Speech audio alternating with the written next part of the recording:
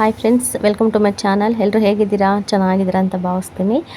ಇನ್ನು ನಾನು ಕೂಡ ಚೆನ್ನಾಗಿದ್ದೀನಿ. ಇವತ್ತು ಬಂದುಬಿಟ್ಟು ಬುಧವಾರ. ಇನ್ನು ಬುಧವಾರದ ವ್ಲಾಗ್ ನಿಮ್ಮ ಹತ್ರ ಶೇರ್ ಮಾಡ್ಕೊಳ್ತಾ ಇದ್ದೀನಿ.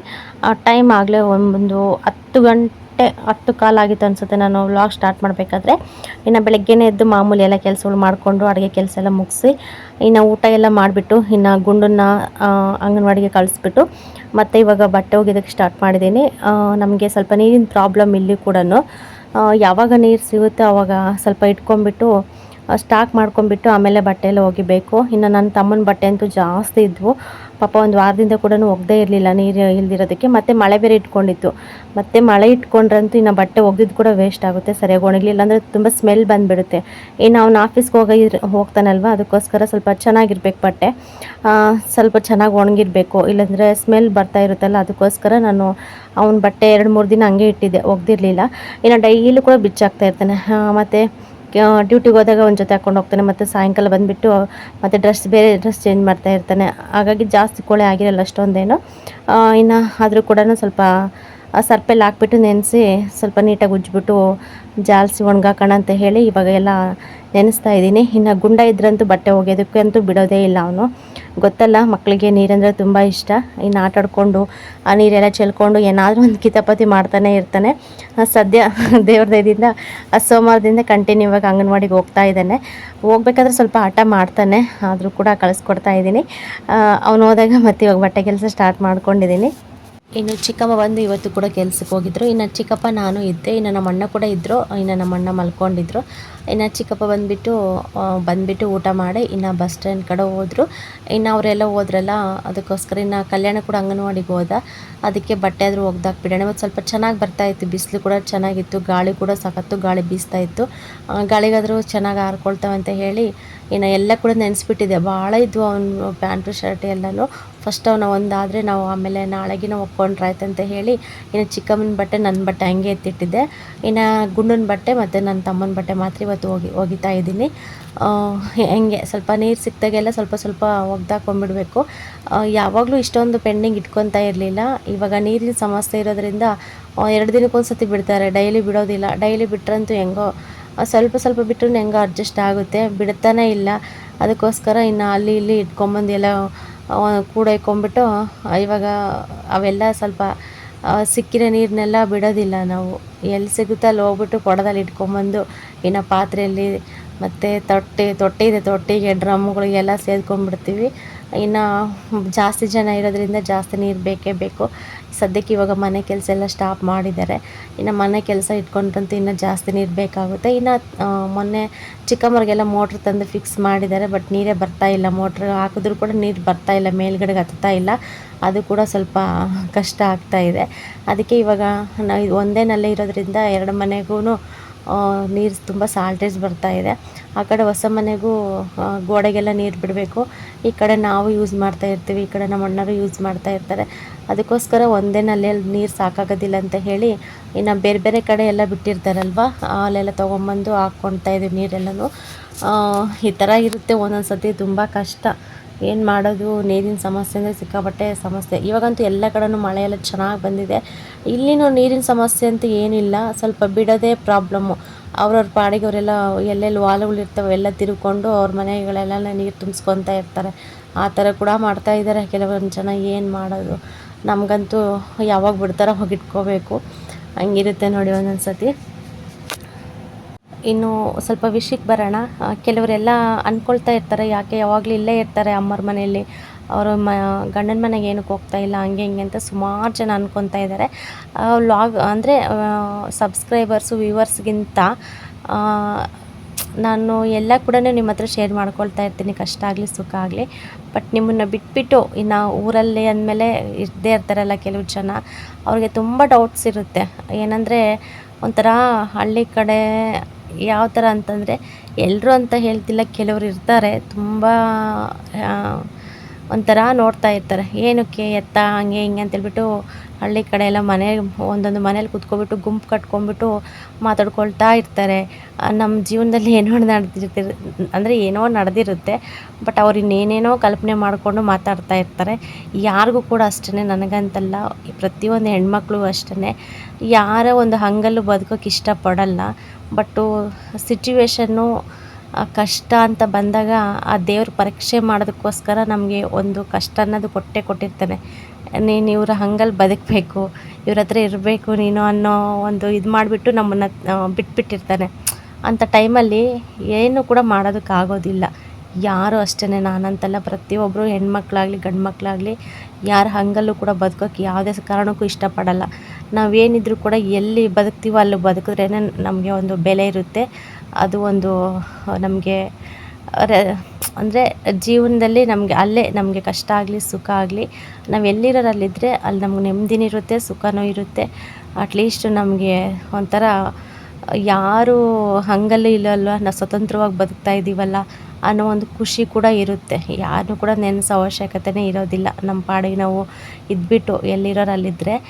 ಕೆಲವು ಜನ ಏನಂದರೆ ಅರ್ಥ ಮಾಡ್ಕೊಳ್ಳಲ್ಲ, ಏನಕ್ಕೆ ಎತ್ತ ಏನು ಅಂತೇಳ್ಬಿಟ್ಟು. ಕೆಲವ್ರಿಗೆಲ್ಲ ಗೊತ್ತಿದ್ರೂ ಕೂಡ ಕೆಲವರು ಒಂಥರ ಚುಚ್ಚಿ ಮಾತಾಡೋದು, ಹಾಗೆ ಅವಮಾನ ಮಾಡೋದು, ಆ ಥರ ಎಲ್ಲ ಮಾಡ್ತಾಯಿರ್ತಾರೆ. ಬಟ್ ಡೈರೆಕ್ಟಾಗಿ ಯಾರೂ ಮಾತಾಡಲ್ಲ, ಡೈರೆಕ್ಟಾಗಿ ಯಾರು ಬಂದು ನಮ್ಮ ಹತ್ರ ಹೇಳಲ್ಲ. ಈ ಥರ ಸುಮ್ಮನೆ ಅವ್ರ ಹತ್ರ ಇವ್ರ ಹತ್ರ ಹೇಳ್ಕೊಳ್ಳೋದು, ಏನೋ ಒಂಥರ ನೋಡ್ತಾ ಇರ್ತಾರೆ.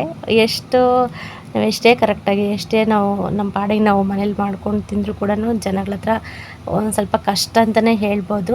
ಎಷ್ಟೋ ಸರಿ ಸುಮಾರು ಒಂದು ಮೂರು ವರ್ಷದಿಂದನೂ ನಾನು ಅಷ್ಟು ಅವಮಾನ ಪಟ್ಟಿದ್ದೀನಿ ನಾನು. ಇನ್ನು ನಮ್ಮ ರಿಲೇಷನಲ್ಲಿ ಆಗ್ಬೋದು, ಅಕ್ಕಪಕ್ಕ ಮನೆಯವ್ರ ಹತ್ರ ಆಗ್ಬೋದು, ಎಲ್ಲರ ಹತ್ರನೂ ಕೂಡ ಅಷ್ಟೇ.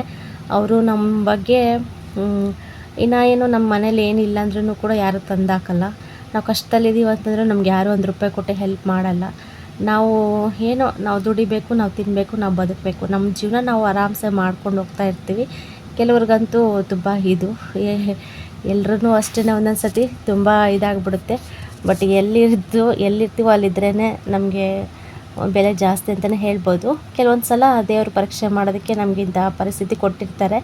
ಬಟ್ ಇವಾಗ ನಮಗೆ ಕಷ್ಟ ಇದೆ ಅಂತೇಳ್ಬಿಟ್ಟು ನಾವು ಯಾವುದೇ ಕಾರಣಕ್ಕೂ ಕುಗ್ಗೋಕ್ಕೆ ಹೋಗಬಾರ್ದು. ಅವಮಾನಗಳು ಬರ್ತಿರ್ತವೆ, ಹೋಗ್ತಿರ್ತವೆ.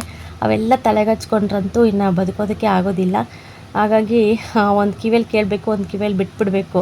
ಎಲ್ಲಿ ಏನು ಕೇಳ್ತೀವೋ ಅದನ್ನಲ್ಲೇ ಬಿಟ್ಬಿಟ್ರೆ ಯಾವ ಟೆನ್ಷನ್ನು ಕೂಡ ಇರೋದಿಲ್ಲ ನಮಗೆ. ಅಷ್ಟೇ ಫ್ರೆಂಡ್ಸ್, ಹಿಂಗೆ ಬೇಜಾರು ನಡೀತಾ ಇರುತ್ತೆ ಲೈಫಲ್ಲಿ.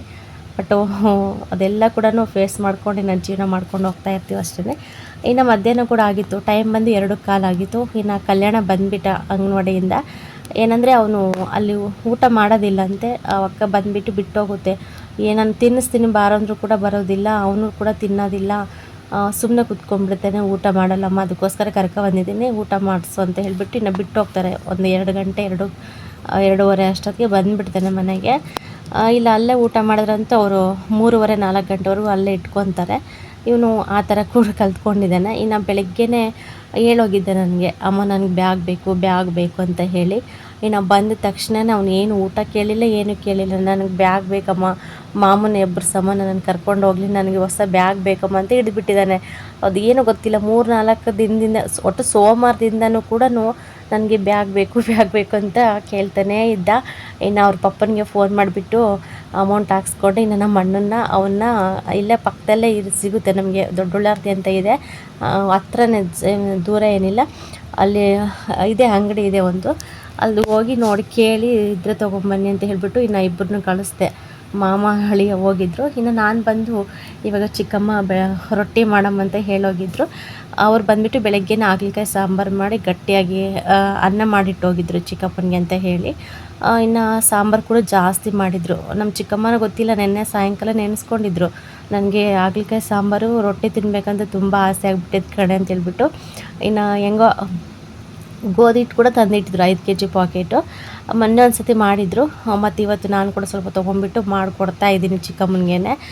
ಬಂದು ಮತ್ತೆ ಮಾಡ್ಕೊಳ್ಳೋದಕ್ಕಾಗೋದಿಲ್ಲ ಅಂತ ಹೇಳಿಬಿಟ್ಟು ಇನ್ನು ಟಿ ವಿ ನೋಡ್ಕೊಂಡು ಯುವರತ್ನ ಮೂವಿ ಹಾಕಿದ್ರು, ಅದನ್ನು ನೋಡ್ಕೊಂಬಿಟ್ಟು ಸ್ವಲ್ಪ ಜಾಸ್ತಿನೇ ಹಿಟ್ಟು ಕಲಸಿದ್ದೆ ಇವತ್ತು. ಯಾಕೆಂದರೆ ಹೇಳೋದಕ್ಕಾಗೋದಿಲ್ಲ.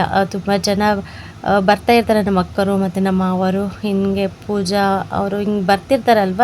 ಇನ್ನು ಬಂದಮೇಲೆ ಯಾರನ್ನೂ ಕೂಡ ಬರೀ ಕೈಯಲ್ಲಿ ಕಳ್ಸೋದಕ್ಕಾಗೋದಿಲ್ಲ ಅಂತ ಹೇಳ್ಬಿಟ್ಟು ಅಟ್ಲೀಸ್ಟ್ ಒಂದೆರಡು ಮೂರು ಚಪಾತಿ ಆದರೂ ಕೊಟ್ಬಿಟ್ಟು ಕಳಿಸ್ತಾ ಇರ್ತೀವಿ. ಅದಕ್ಕೋಸ್ಕರ ಇನ್ನು ಜಾಸ್ತಿನೇ ಮಾಡಬೇಕಲ್ಲ, ಸ್ವಲ್ಪ ಜಾಸ್ತಿ ಹಿಟ್ಟೆಲ್ಲ ಕಲಸಿಟ್ಬಿಟ್ಟು ಇನ್ನು ಎಲ್ಲ ಚಪಾತಿಯೆಲ್ಲ ಹೊಸಿತಾ ಇದ್ದೀನಿ. ಹಾಗೆ ಮುಂಗಾರು ಮಳೆ ಮೂವಿ ಕೂಡ ಹಾಕಿದ್ರು. ಮುಂಗಾರು ಮಳೆ ಮೂವಿ ಅಂತೂ ನಾನು ಫುಲ್ ಮೂವಿ ನೋಡಿರಲಿಲ್ಲ. ಯಾವಾಗನೂ ನೋಡಲಿ ಸ್ವಲ್ಪ ಅರ್ಧಂಬರ್ಧ ನೋಡ್ತಾ ಇದ್ದೆ. ಇವತ್ತಾದರೂ ಕೂತ್ಕೊಂಡು ಇಂಟ್ರೆಸ್ಟಾಗಿ ನೋಡೋಣ ಫುಲ್ಲು ಅಂತ ಹೇಳ್ಬಿಟ್ಟು ಅಡ್ವರ್ಟೈಸ್ ಬಂದಮೇಲೆಲ್ಲ ಚಾನಲ್ ಚೇಂಜ್ ಮಾಡಿ ನೋಡ್ತಾ ಇದ್ದೆ. ಇವತ್ತು ಕೂಡ ಅಷ್ಟು ಸರಿಯಾಗಿ ಇಂಟ್ರೆಸ್ಟ್ ಕೊಟ್ಟು ನೋಡಲಿಲ್ಲ. ಸರಿ ಬಿಡು ಅಂತ ಹೇಳ್ಬಿಟ್ಟು ಇನ್ನು ಚಪಾತಿ ಎಲ್ಲ ಇದು ಮಾಡ್ತಾಯಿದ್ದೀನಿ.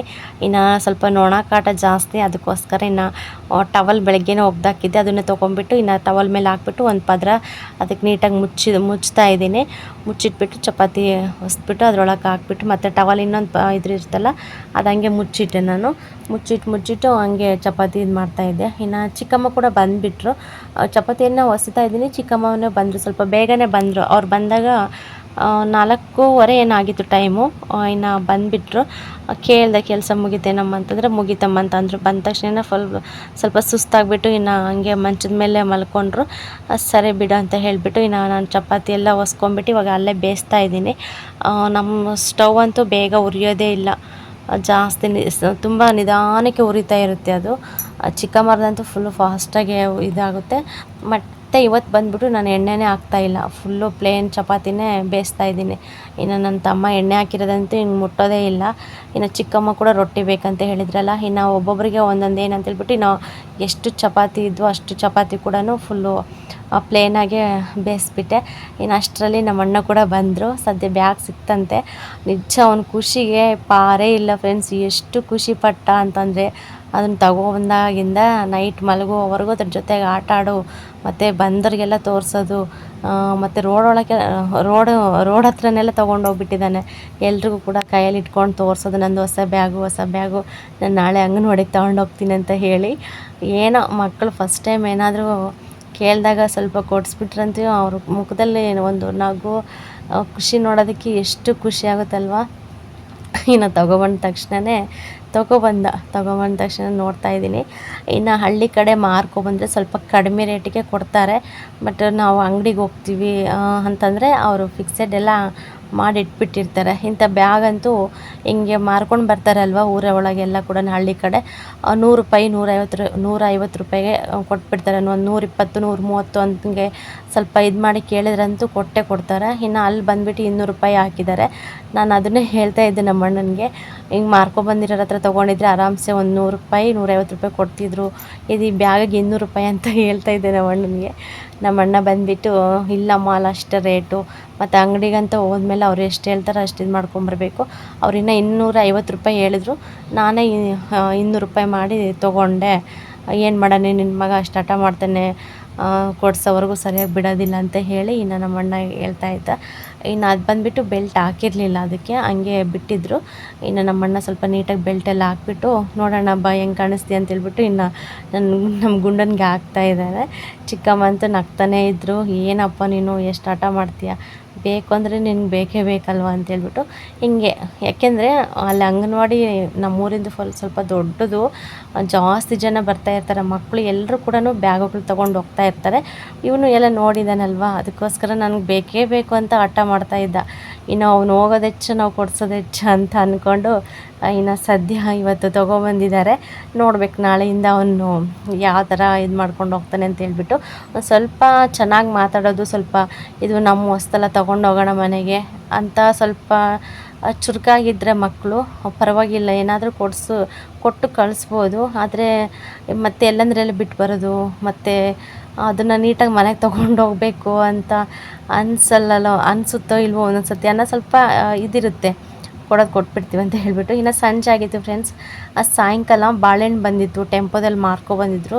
ನಿಜವಾಗ್ಲೂ ನಂಬೋಕ್ಕೆ ಆಗ್ತಾಯಿಲ್ಲ, 20 ರೂಪಾಯಿಗೆ ಕೆ ಜಿ ಅಂತ ಹೇಳ್ತಾಯಿದ್ರು. ಇನ್ನು ನಾನು ಯಾಕೋ ಡೌಟ್ ಬಂತು ನನಗೆ, ಬೇಡ ಬಿಡು ಚಿಕ್ಕಮ್ಮ ಅಂತ ಹೇಳಿ ಸುಮ್ಮನೆ ಆಗಿದ್ವಿ. ಇನ್ನು ಚಿಕ್ಕಮ್ಮ ಬಂದುಬಿಟ್ಟು ಕೂಲರ್ ಬೇಕು ಅಂತೇಳ್ಬಿಟ್ಟು ಕೂಲರ್ನ ಕರ್ಕೊಂಡು ಬರೋಣ ಅಂತ ಹೇಳಿ ಅಂದರೆ ಕರಿಯೋಣ ಅಂತ ಹೇಳಿ ಹೋಗಿದ್ರೆ ಅಲ್ಲಿ ಟೆಂಪೋ ಇತ್ತಂತೆ. ಅಲ್ಲಿ ನಿಲ್ಸಿದ್ರೆ ಚಿಕ್ಕಮ್ಮ ನೋಡಿಬಿಟ್ಟು 20 ರೂಪಾಯಿ ಕೆ ಜಿ ಕೊಡ್ತಾರಲ್ಲ ಅಂತ ಹೇಳಿ 1 ಕೆ ಜಿ ತೊಗೊಂಬಂದಿದ್ರು. ನಿಜ ನೋಡ್ತಾ ಇದ್ದೀನಿ ಆಶ್ಚರ್ಯ. ಇನ್ನು ಚಳ್ಳಕೆರೆ ಅದೆಲ್ಲ ಸಿಟಿಗೆ ಹೋದ್ರಂತೂ 40 ರೂಪಾಯಿ 50 ರೂಪಾಯಿ ಡಜನ್ ಹೇಳ್ತಾರೆ. ಇಲ್ಲಿ ಬಂದುಬಿಟ್ಟು 20 ರೂಪಾಯಿ ಕೆ ಜಿ ಅಂತೆ. ಹೆಂಗಿರುತ್ತೋ ಏನು ಅಂತೇಳ್ಬಿಟ್ಟು ಸ್ವಲ್ಪ ಡೌಟ್ ಬಂತು ನನಗೆ. ಇನ್ನು ಫೈನಲಿ ಸಾಂಬಾರು ಕೂಡ ಬಿಸಿಗಿಟ್ಟಿದ್ದೆ. ಸಾಂಬಾರು ಬಿಸಿ ಮಾಡಿ ಮತ್ತು ಅನ್ನ ಕೂಡ ನಮ್ಮ ಮನೆಯಲ್ಲೇ ಕುಕ್ಕರ್ಗೆ ಅನ್ನಕ್ಕಿಟ್ಟಿದ್ದೆ. ಅನ್ನ ಸಾಂಬಾರು ಇನ್ನು ರೊಟ್ಟಿ ಆಯಿತು. ಇಷ್ಟೇ ಫ್ರೆಂಡ್ಸ್ ಇವತ್ತು ಅಡುಗೆ ಬಂದು. ಇನ್ನು ಅನ್ನ ಕೂಡ ಬಿಸಿದು ಮಾಡಿ ಇಟ್ಟಿದ್ದೆ ಆಗಲೇ. ಇನ್ನು ಅನ್ನ ಆಯಿತು, ಇನ್ನು ಪೂಜೆ ಕೂಡ ಆಯಿತು. ಪೂಜೆ ಎಲ್ಲ ಮುಗಿಸ್ಬಿಟ್ಟು ಇನ್ನು ಸೀರಿಯಲ್ ನೋಡ್ಕೊಂಡು ಕೂತ್ಕೊಂಡಿದ್ವಿ. ಇನ್ನು ನನ್ನ ಮಗಂತೂ ಬಿಟ್ಟೇ ಇಲ್ಲ, ನೋಡ್ತಾ ಇರೋದು ಬ್ಯಾಗ್ ಒಂದು ಹಾಕ್ಕೊಂಡು ಸುಮ್ಮನೆ ಓಡಾಡು. ಒಟ್ಟು ಅವನಿಗೆ ಆ ಖುಷಿ 1-2 ದಿನ ಅಷ್ಟೇ. ಹೊಸ್ದಾಗಿ ಎಲ್ಲರೂ ಅಷ್ಟೇ ಅಲ್ವಾ, ಏನಾದರೂ ಒಂದು ವಸ್ತು ತಗೊಂತೀವಂದರೆ ಅದನ್ನು ಯಾವಾಗಲೂ ನೋಡೋದು, ಅದನ್ನು ಅದರಿಂದ ಎಷ್ಟು ಉಪಯೋಗ ಆಗುತ್ತೆ ಅಂತ ಇದು ಮಾಡ್ಕೊಳ್ಳೋದು ಅದೆಲ್ಲ ಗೊತ್ತಿರುತ್ತೆ. ಹೊಸ್ದಾಗಿ 1-2 ದಿನ 1 ವಾರ ಖುಷಿ, ಆಮೇಲೆ ಹೋಗ್ತಾ ಏನು ಅನಿಸಲ್ಲ. ಇವನು ಅಷ್ಟೇ ತುಂಬ ಖುಷಿ ಪಟ್ಬಿಟ್ಟು ಆಗಲೆಲ್ಲ ನಮ್ಮ ಅಣ್ಣರ ಮನೆಗೆ ಹೋಗೋದು, ಅಲ್ಲಿ ಹೋಗೋದು ಇಲ್ಲಿ ಹೋಗೋದು ಎಲ್ಲ ಮಾಡ್ತಾ ಇದ್ದ. ನೋಡಿಬಿಟ್ಟು ನನಗೂ ಅಷ್ಟೇ ತುಂಬ ಖುಷಿ ಆಯಿತು.